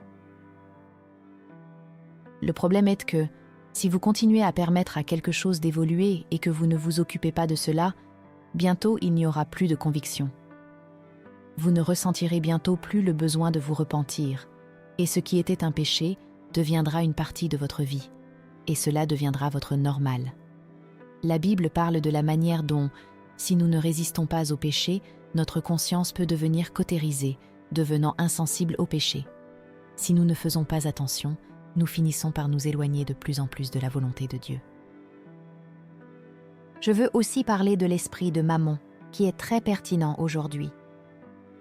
Dans l'histoire du jeune riche, nous pouvons voir un exemple de la manière dont les bénédictions de Dieu, lorsqu'elles ne sont pas bien gérées, peuvent devenir un piège. Les gens peuvent tellement s'habituer à leurs bénédictions qu'ils commencent à les voir comme un standard de vie. Et cela peut être dangereux, car l'illusion des richesses commence à affecter la manière dont ils se rapportent à Dieu. C'est un piège mortel. Pour beaucoup, cela est devenu un style de vie extrêmement opulent, et ce que je crois personnellement, c'est que, comme le dit la parole de Dieu, c'est l'esprit de Mammon qui englobe l'argent. Mais ce n'est pas toujours à propos de l'argent. Cela peut être n'importe quoi qui devient un désir débridé, comme le désir de la chair, le désir des yeux et l'orgueil de la vie. Et si c'est l'argent, ce qui se passe, c'est que cela devient une addiction, une dépendance, et le pouvoir qu'il apporte. Wow. Voici quelque chose que beaucoup de gens ne comprennent pas à propos du désir. Quand vous pensez à désir, beaucoup pensent immédiatement au désir sexuel, mais ce n'est pas vrai. Le désir n'est jamais satisfait, il n'est jamais suffisant. Saviez-vous que la Bible dit que l'enfer augmente chaque jour ? Elle dit qu'il ouvre sa bouche largement tous les jours pour s'élargir. Il y a beaucoup de versets sur l'enfer, et l'un des aspects est qu'il n'est jamais satisfait. Le mal ne se rassasie jamais. Il élève toujours le niveau. Tout ce que vous faites, ou quoi que ce soit qui contrôle votre vie, ou que vous avez mis comme standard de vie, ne sera jamais suffisant. Et c'est pourquoi, lorsque vous irez en enfer, ce sera cela qui vous tourmentera, car vous ne serez jamais satisfait, et ce sera le tourment qui sera utilisé contre vous. L'illusion des richesses, comme nous le voyons chez beaucoup de gens à l'intérieur et à l'extérieur de l'Église, est l'amour qu'elles apportent, le plaisir qu'elles procurent, le pouvoir, la reconnaissance, le prestige, construire un empire sur terre. Il y a de nombreuses années, lorsque nous commencions l'année, mon mari et moi avions une habitude. La veille du Nouvel An, nous prenions la scène ensemble. Cela se passe parce que nous voulons consacrer la nouvelle année au Seigneur. Parfois, nous ne faisons pas cela exactement à minuit, mais la veille, nous prenons un moment pour participer à la scène et consacrer l'année. C'est notre dîme pour la nouvelle année, en remettant tout entre les mains de Dieu. Ensuite, nous passons les semaines suivantes à chercher la volonté de Dieu pour l'année en demandant « Quelles sont ses priorités pour nous cette année ?» La vision de mon mari et la mienne ont évolué au fil des années. Notre focus est désormais sur les perdus en premier lieu, et nous prions aussi pour le corps du Christ. Nous voulons que Jésus revienne rapidement, et nous savons qu'il doit purifier sa fiancée. Nous nous engageons dans cela, car nous sommes ses fiancés, et nous devons être vêtus de manière appropriée. Nous prions pour le corps du Christ, car nous savons ce qui est entré en lui et ce qui affecte les gens. Et au cours d'une année spécifique, pendant cette période de prière, le Saint-Esprit m'a parlé et m'a dit « Mon peuple a été trompé ». Il a utilisé le mot « trompé » comme dans « Qui vous a ensorcelé ?» Comme Paul l'a dit aux Galates « Qui vous a ensorcelé ?» Le Seigneur m'a dit qu'il renverserait ces palais d'ivoire qui ont été construits en son nom. Parce qu'au lieu de construire le royaume de Dieu, l'homme a construit son propre royaume. Nous avons été créés pour adorer Dieu. Toute la terre a été faite pour être un centre d'adoration, où nous adorons le Seigneur. C'était le plan original, mais avec le temps, nous avons été appelés à proclamer les bonnes nouvelles, à faire des disciples, et la Bible dit que celui qui gagne des âmes est sage. Nous ne pouvons sauver personne, mais avec notre mode de vie, et le mot « conversation » se réfère à notre mode de vie, nous pouvons être un exemple, faisant en sorte que d'autres voient nos vies et désirent ce que nous avons. Nous suscitons le désir chez les autres avec notre style de vie, et cela éveille en eux l'envie sainte, le désir de vivre comme nous vivons. Ce qui s'est passé, c'est qu'au lieu d'apporter le royaume de Dieu sur terre, comme le Seigneur nous l'a demandé, l'Église s'est perdue. La prière du Notre Père en parle. Que ton royaume vienne, que ta volonté soit faite, sur la terre comme au ciel. Chaque jour, mon mari et moi prions « Père, nous désirons apporter ton royaume sur terre, comme il est dans le ciel. » Notre focus est sur le aujourd'hui, pas sur demain, et nous devons exercer notre foi dans cet aujourd'hui, en ayant confiance que Dieu agira ce jour-là. À aucun moment la parole de Dieu ne dit que l'homme doit construire son propre royaume sur terre. Le but de tout cela a toujours été d'apporter le royaume de Dieu sur terre, comme au ciel. Nous sommes le royaume de Dieu sur terre, et la Bible dit que le royaume des cieux souffre violence, mais ce sont les violents, ceux qui sont revêtus de toute l'armure de Dieu, qui s'emparent de ce royaume, jusqu'à ce qu'il vienne. Le point central est la transformation de l'être humain. Cela a toujours été le but de Christ, transformer la vie des gens. Ce n'était pas pour construire des empires ou de grands ministères. Ce n'est pas pour cela qu'il est venu, mais bien pour la transformation des vies. Cela devrait être notre focus, et non toutes ces autres choses que nous voyons au sein du corps du Christ. Il ne s'agit pas que les gens se sentent bien dans leur peau. À aucun moment dans la Bible, Jésus n'a dit « Je veux que tu te sentes bien dans ta peau ». Au contraire, il a dit « Je suis venu apporter une épée, je ne suis pas venu apporter la paix ». Cela signifie division. Donc, toute personne qui a cette mauvaise compréhension, c'est là que l'esprit religieux peut entrer et durcir la conscience des gens. Les gens commencent avec de bonnes intentions, pensant que le Seigneur les a bénis, et c'est vrai. Ils se voient sur une plateforme avec des ministères ou dans une position de visibilité, pensant qu'ils génèrent des fruits. Mais je suis ici pour vous dire, et je le fais avec tout le respect dû, il n'y a pas eu beaucoup de reproduction dans le corps du Christ. Ce qu'il y a, c'est un mouvement d'église en église, écoutant des messages, mais sans transformation réelle. Il y a beaucoup de savoir partagé, mais il y a une forme de piété sans puissance. Et je ne peux parler que de ma nation, car c'est là où je vis. Je ne dis pas que tous les endroits sont ainsi, car il existe des lieux où les gens cherchent réellement Dieu, où l'esprit est en mouvement et transforme des vies. Cependant, la plupart des églises n'ont pas vu de grande transformation. Les gens ne comprennent pas la différence entre conversion et régénération. La conversion, c'est quand vous commencez à comprendre ce qui est juste et ce qui est mauvais, comme quelque chose qui vous est révélé. Mais la régénération va plus loin. C'est quand vous reconnaissez que vous ne pouvez plus vivre de la manière dont vous viviez, que vous avez besoin de Jésus, que vous êtes fatigué de votre vie et de vos choix. Oh, la régénération est la transformation complète. C'est lorsque vous êtes né de nouveau. La conversion est simplement de savoir la différence entre ce qui est juste et ce qui est faux. Et beaucoup de gens vivent en pensant que cela suffit. Mais la question que nous devons nous poser est « Jésus habite-t-il en moi? Il me connaît-il? Qu'y a-t-il de plus dévastateur que d'entendre les mots « Je ne te connais pas » ?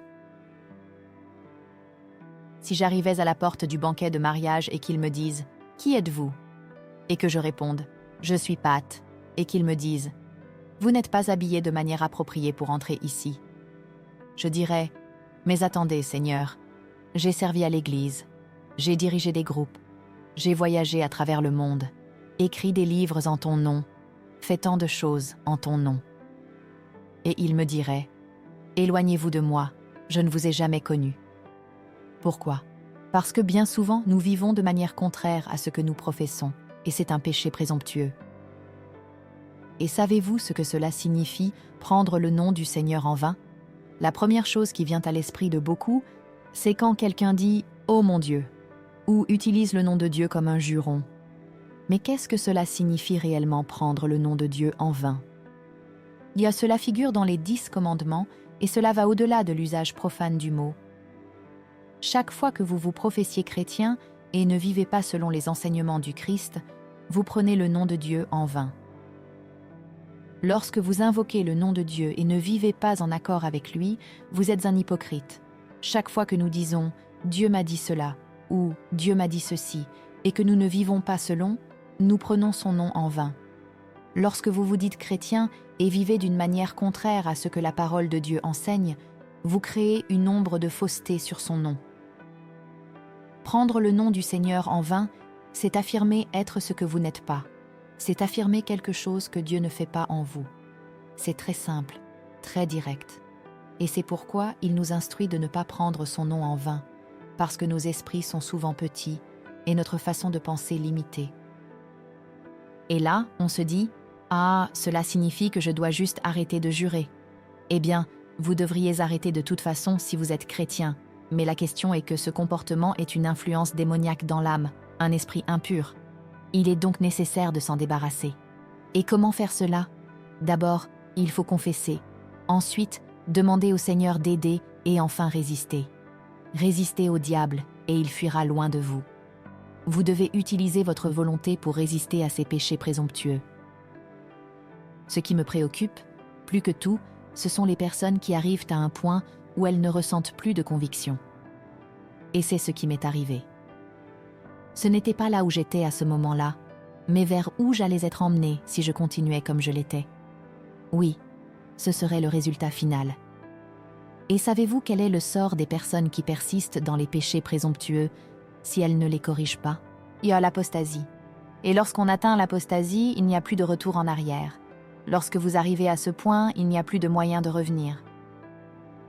Et qu'en est-il de cette idée que « je vais bien, je ne peux pas tomber » ? La Bible est pleine de passages qui réfutent cela. Il y a de nombreux versets qui en parlent.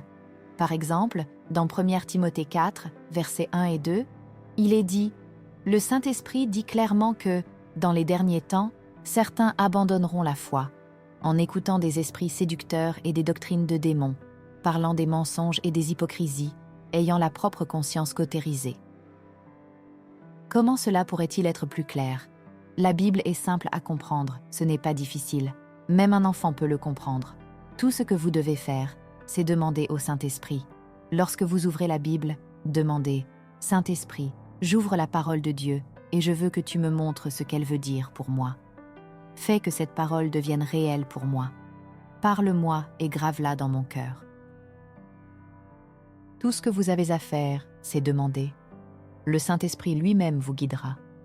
Parce qu'il est écrit, comme nous l'avons vu dans 1 Timothée 4, versets 1 et 2, le Saint-Esprit dit que dans les derniers temps, certaines personnes s'éloigneront de la foi en écoutant des esprits trompeurs et des doctrines de démons, parlant des mensonges et des hypocrisies, ayant la propre conscience cautérisée. Maintenant, je veux vous poser une question. Que pensez-vous de cette grande tromperie que l'ennemi a propagée, disant que, une fois sauvé, toujours sauvé, c'est l'un des plus grands mensonges qu'il ait utilisé. Comment pourrait-il y avoir une grande apostasie, comme la Bible le prévoit, si les gens n'ont jamais vraiment eu la foi ? La réponse est là. Le texte dit que, si tu endurcis ton cœur comme dans la rébellion, si tu persévères jusqu'à la fin, tu seras sauvé. C'est cela qui compte. Les gens doivent comprendre cela. La Bible parle clairement de la nécessité de persévérer jusqu'à la fin. Et ce que cet enseignement déformé de « une fois sauvé, toujours sauvé » a causé ? Il a créé un grand manque d'engagement au sein de l'Église. Les gens croient qu'ils ont une carte de sortie de l'enfer, sans aucune responsabilité. Il suffit de dire « je suis sauvé, mon nom est dans le livre de la vie » et de penser que tout était réglé. Mais cela est un péché présomptueux. Penser de cette manière, c'est de la présomption. Vous présumez de la grâce de Dieu rien que par cette pensée. La parole dit qu'en Apocalypse 22, versets 18 et 19, « Si quelqu'un ajoute quelque chose à ces paroles, Dieu ajoutera à lui les plaies qui sont écrites dans ce livre. Et si quelqu'un ôte quelque chose des paroles de ce livre, Dieu ôtera sa part de l'arbre de vie et de la ville sainte. » Beaucoup de gens font cela, ajouter ou ôter de la parole de Dieu.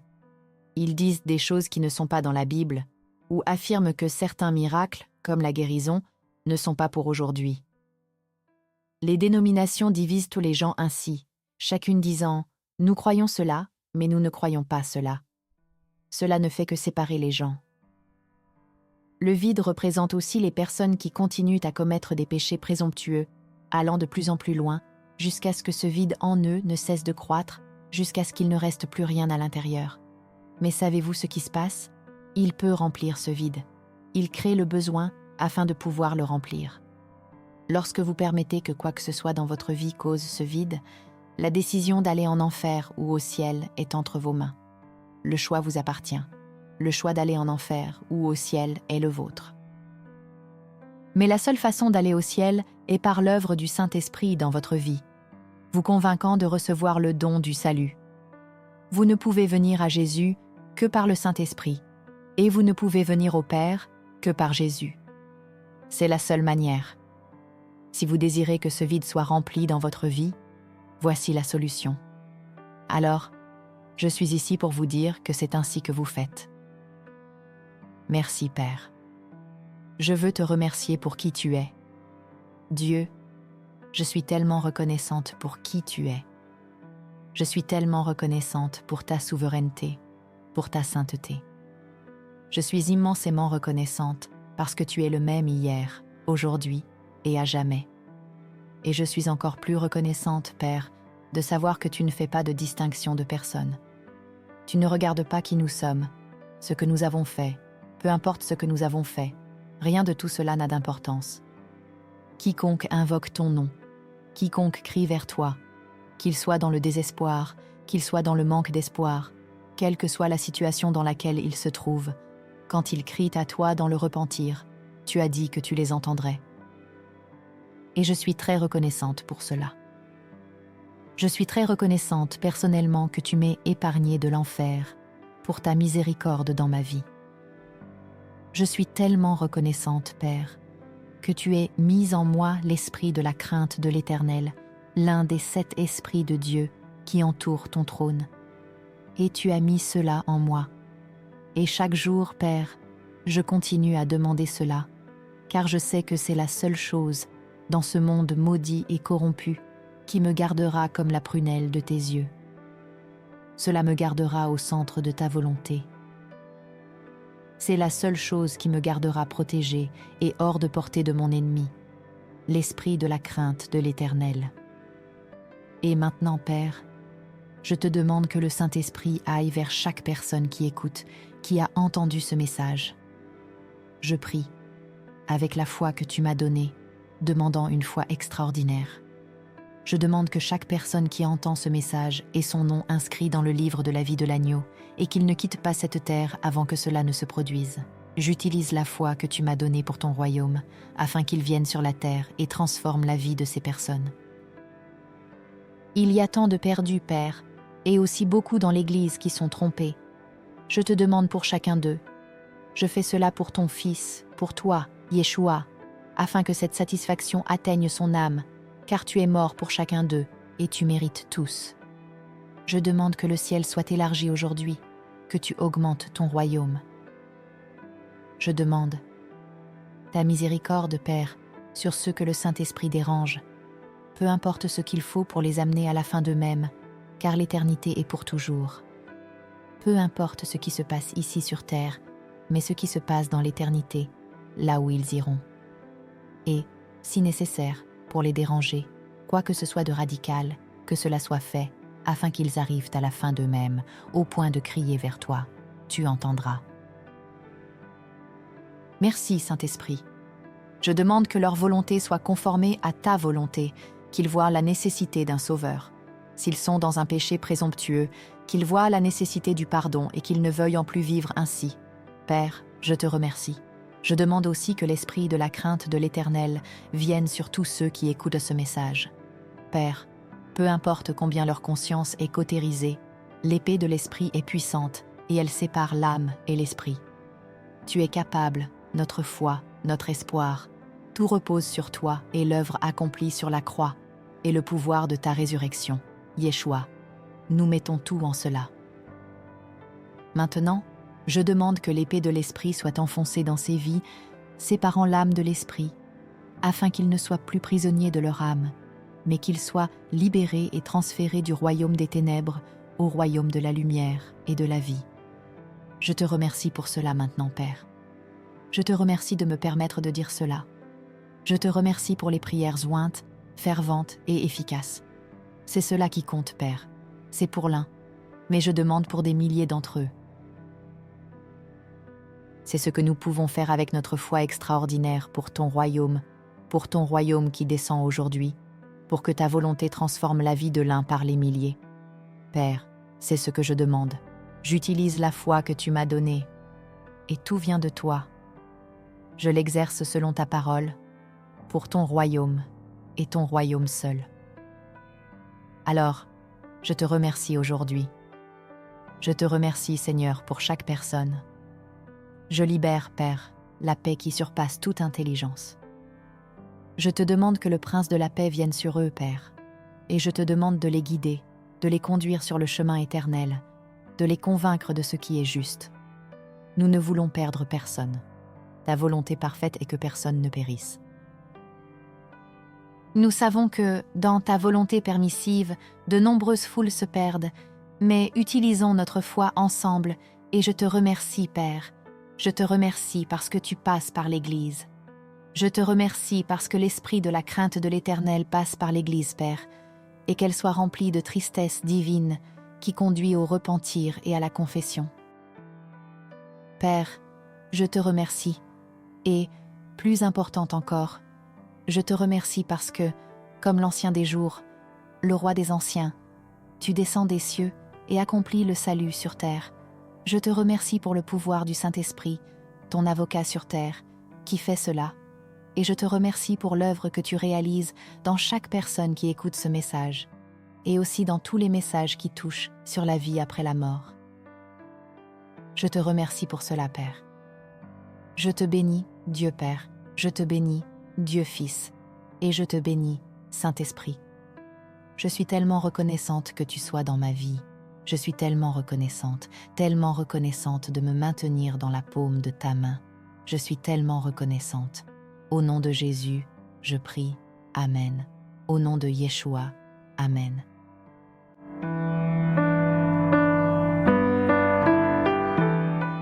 Après avoir entendu ce témoignage puissant, il est impossible de ne pas réfléchir.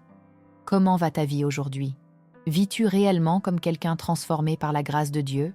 Ou bien te reposes-tu sur la présomption que tout est réglé, tout en continuant à vivre dans le confort des anciennes habitudes? Pense à cela. Es-tu seulement en train de convertir ton esprit à ce qui est juste et faux? Ou permets-tu à Dieu de régénérer complètement ton cœur? Ta vie reflète-t-elle la relation que tu dis avoir avec Christ? Quelles étapes dois-tu prendre aujourd'hui pour sortir de la surface et plonger dans une vie de communion véritable avec Dieu? Le changement commence par un choix. Dieu est prêt à t'accueillir, renouveler et transformer tout dans ta vie. Que attends-tu? Laisse ici dans les commentaires ce qui t'a le plus marqué dans ce témoignage. Partage tes pensées, tes luttes et tes victoires. Créons une communauté qui cherche à vivre la vérité de Dieu ensemble. Et si tu n'es pas encore abonné à la chaîne, profite-en pour t'abonner maintenant et activer les notifications. Ici, tu trouveras plus d'histoires comme celle-ci, des réflexions bibliques et des contenus qui peuvent te transformer ta vie. Ne manque pas l'occasion de continuer à apprendre et à grandir dans ton parcours spirituel. Que Dieu te bénisse puissamment. À la prochaine vidéo.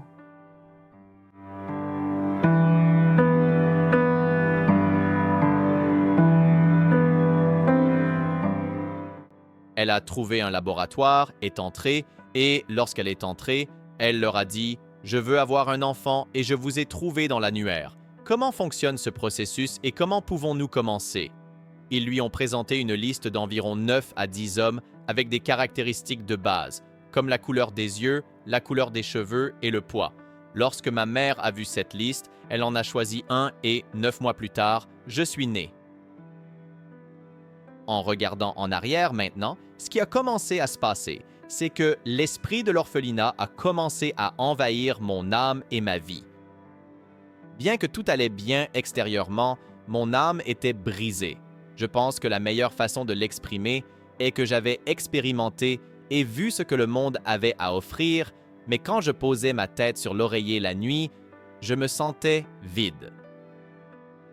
Et, nuit après nuit, pendant plusieurs nuits dans ma chambre, les pleurs continuaient et la présence de Dieu grandissait.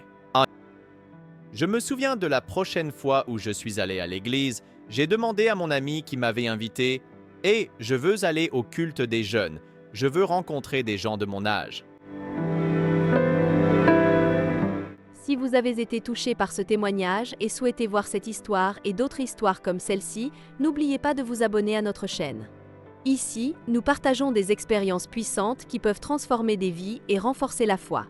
Cliquez sur le bouton d'abonnement, activez la cloche pour recevoir des notifications et rejoignez notre communauté de foi et d'espoir.